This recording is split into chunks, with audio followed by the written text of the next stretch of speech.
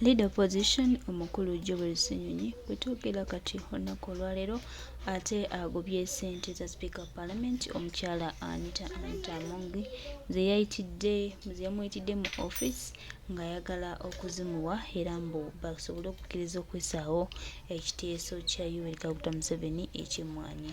Leader of opposition omukulu Jeol Ssenyonyi essente zino azigaanye n'agamba nti tagenda kukkiriza kutambulira mu nkola za Speaker wa Parliament omukyala Anita Amongi alina ebigendererwa bye era ayagala okumalawo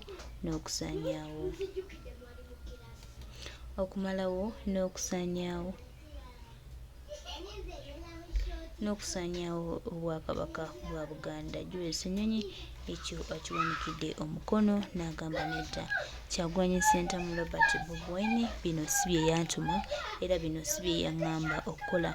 Era bw'atyo ayise banne n'ategeeza Speaker of Parliament omukyala Anita Amongi tiyeewumuzeeko, amanye waakoma era amanye waagwa. Era bw'atyo olukuŋŋaana luno lukubiddwa wano ku Parliament nga n'ababaka banno gye bali. Era olunaku olw'enkya balabudde Speaker ty'abeerindirire. Negataako mukwano gwange muganda wange owulire obubaka obwa Speaker obwa Leader of Opposition omukulu Honorable Jeol Ssenyonyi nga buweereza eri Speaker Anita Amongi. Has made it as if their policy that Ugandans should not be empowered economically because they will be complicated. They will speak out for themselves. And that's why they are fighting coffee now. Because coffee has empowered Ugandans. They are making a good living out of it. And now they want to go after it. That's their plan. We hope that the people of Uganda will rise up to this issue. Tomorrow, we are going to start from where we stopped.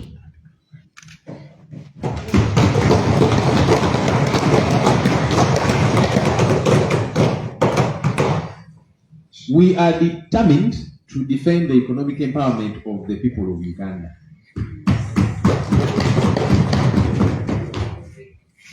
There has been many threats.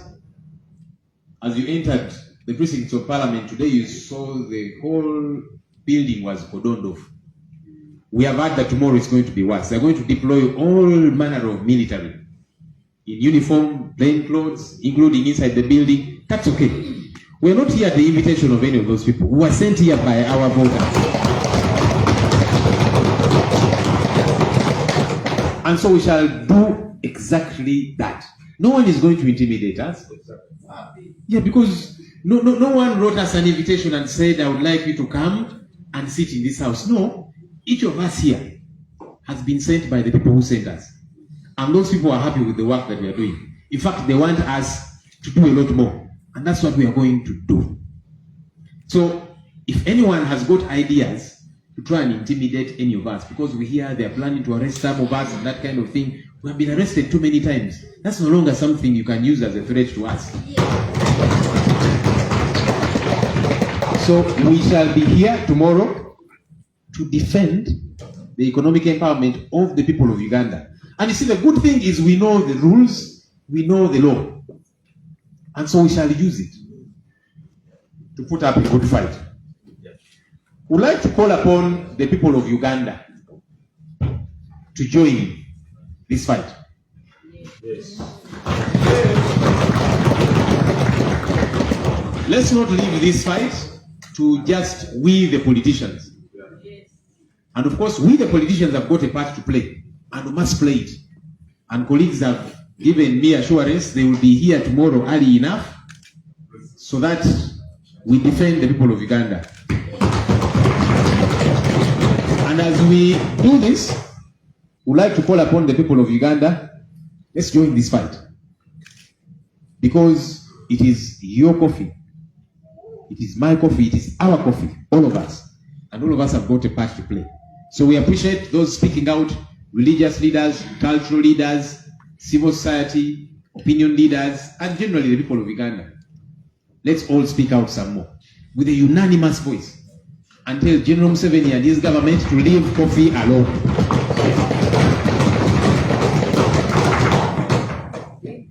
And our hope is that the people of Uganda will come on board. Please don't say we have left it to you, our MPs, to fight for us. We are going to play our part as members of Parliament. but please play your part where you are. Because now, this is a matter of life and death. This is a matter of your livelihood as the people of Uganda. Please stand up and be counted. Thank you.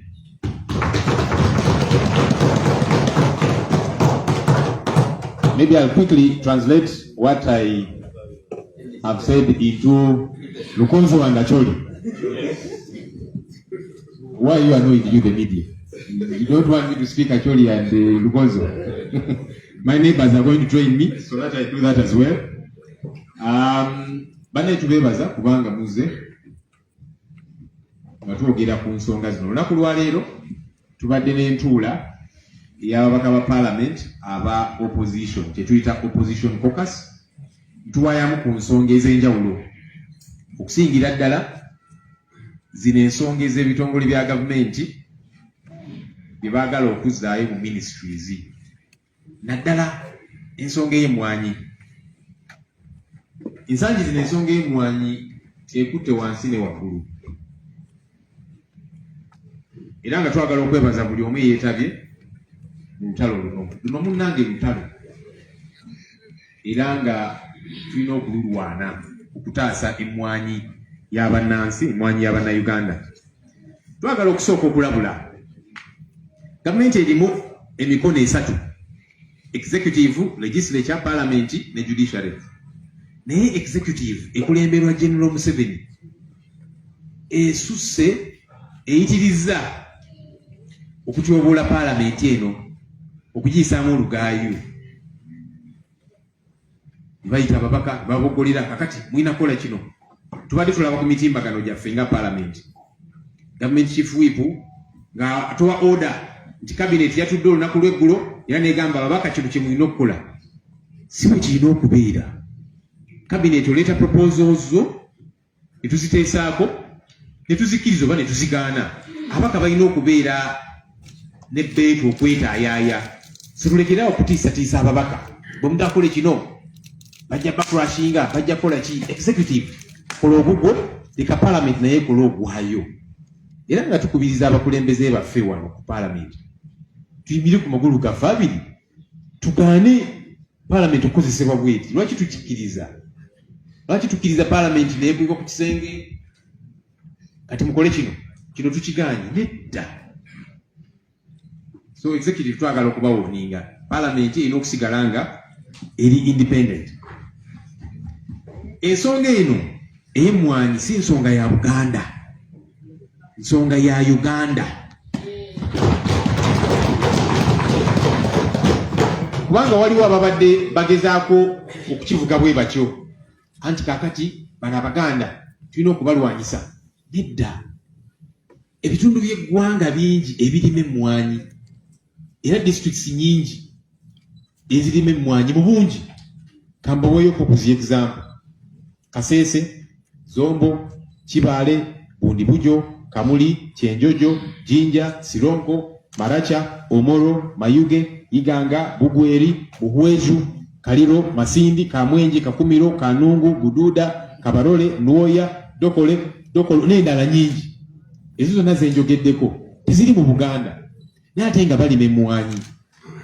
Lwaki mwagala okwawulayawulamu bannayuganda?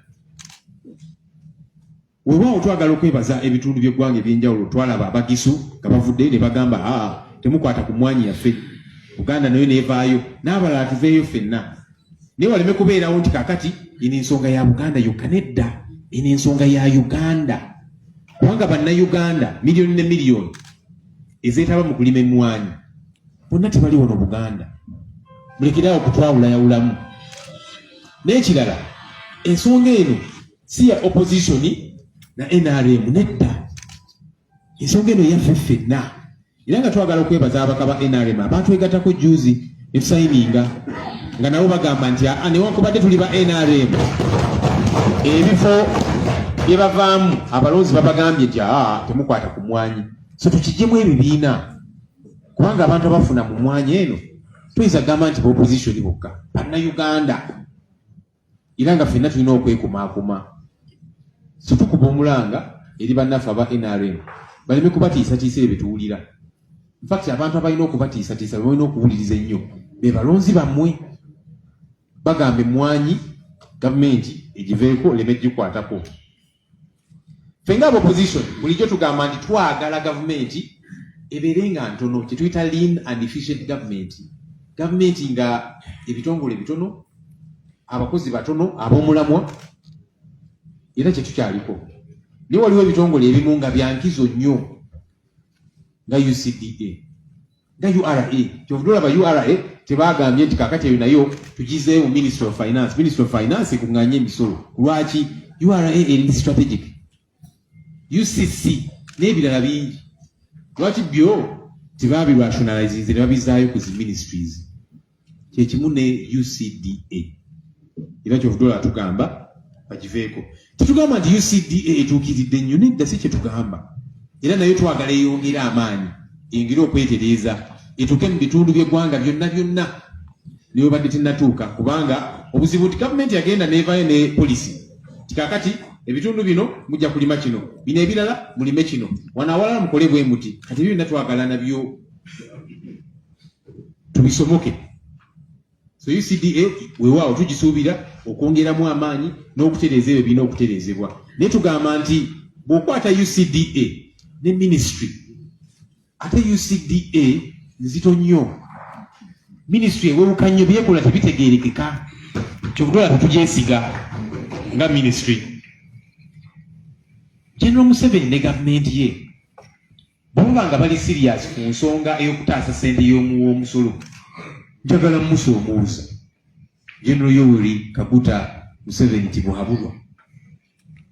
Saba tukusoomuuza bw'obanga ogamba nti ofa nnyo ku ssente y'omusolo. Lwaki buli bwe tugenda mu kalulu otondayo zi districts empya, constituency ne zeeyongera, parliament neegejja? Lwaki ate ogamba otaasa ssente y'omusolo? Lwaki olina kabineti ennene nnyo nga gy'olina? Lwaki olina ba presidential advisor ayitirivu ate nga gwe oba advisinga n'oba advisinga? Naye buli lunaku tuwulira nti kakati waliwo presidential advisor omupya, nono naye kati presidential advisor n'oli naye. Abo bonna baaki bw'oba otaasa ssente y'omusolo? Lwaki tulina ba RDC abangi, ba deputy RDC, kati juzi mwatonzeyo ne ba assistant RDC, nga temugamba nti mufa nnyo ku ssente y'omusolo? Lwaki tukendeeza ensaasaanya ya gavumenti ku ssente y'omusolo? Lwaki General Museveni owolereza abo ababba ssente y'omusolo ate ng'oli mu kutuwuddiisa otulimbalimba mbu gwe ofa nnyo ku ssente y'omusolo, ate nga gwe ovaayo n'owolereza abo ababba ssente y'omusolo? Tuleke kubuzaabuza bannansi.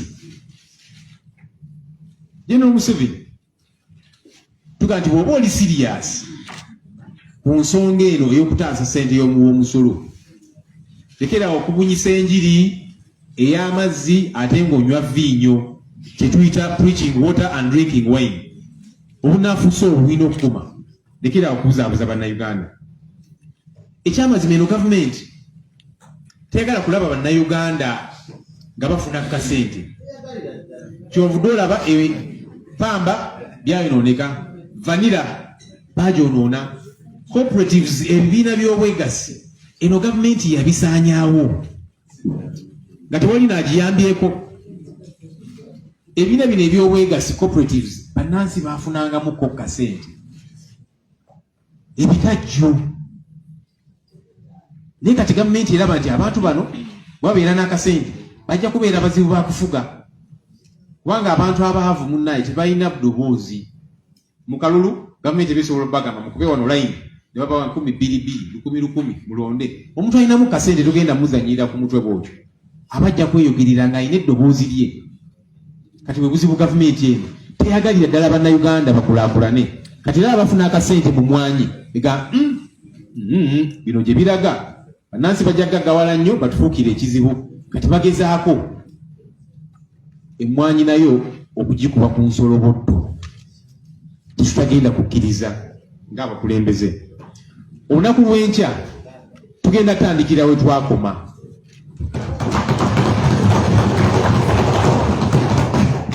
So abalowooza nti bagenda kututiisatiisa, mbadde muyingira paalamenti wano ne mulabanga bagisazeeko yonna badeployinze abawanvu n'abampi ate batugambye nti enkya paalamenti eddamu bagenda kuyiwa abalala bangi mubayiwe. Tetugenda kubatya kubanga tulina obuvunaanyizibwa. So ebituwulira nti kaakati fe abamu bagenda tusiba naki kati tetukyali ku level eyo tukangakanga mu bagenda tusiba kubanga baatusibaasiba dda. Tulina obuvunaanyizibwa. Bannansi baatulonda ne batusindika wano okubakiikirira era olw'enkya tugenda kukeera wano. Tugenda kukeera wano okulwana ku nsonga ye Mwanyi kye tuliko. Tukuba omulanga eri bannansi yonna gye muli mutwegatteko. Ensonga eno temugirekera ababaka ba paalamenti bokka era nga twebaza abatwegasseeko bannaddiini, abakulembeze ab'ennono, abantu aba buli kika tubeebaza. Twongeze amaloboozi ago ffenna bannansi tuveeyo ku nsonga eno. Togamba nti eyo tugikwasizza ababaka. Nedda ffenna tukwatako emmwanyi yaffe ffenna abalimi abali eyo. Kitegeere nti kaakati emmwanyi eyinza okufuuka akamwanyi bw'oteerwanako. Ffenna tukwatire wamu ku nsonga eno. Bino bye tuwulira yuno Museveni tali mu kutiisatiisa ababaka, yatandise n'ababe. I will crush you bwe tubiwulira. Sebunidde tujja kutukangakanga.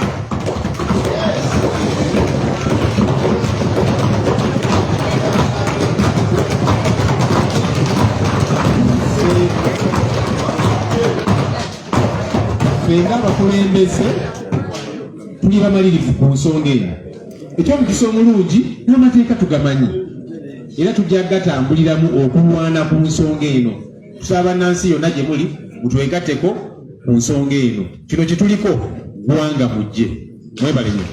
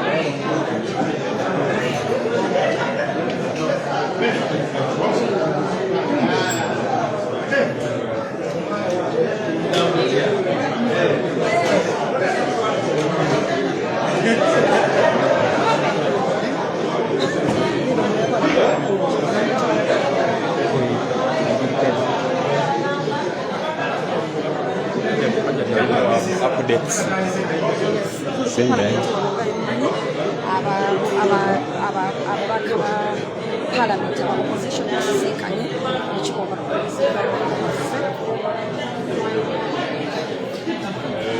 nga twali twogera ku nsonga ya Mwanyi tukkaanyizza okufuna Parliament yagenda kugamba tugamba nti nedda ku nsonga ya Mwanyi tetukkiriza kikolwa ekivaawo ekyayusibwa so nolwekyo tulina tukkaanyizza twogere okugatta emboozi yaffe ku nsonga eyo nga tugamba nti Mwanyi olwokusanga Mwanyi yaffenna Mwanyi si nsonga ya opposition Mwanyi si nsonga ya NUP Mwanyi si nsonga ya Buganda nsonga y'Abannayuganda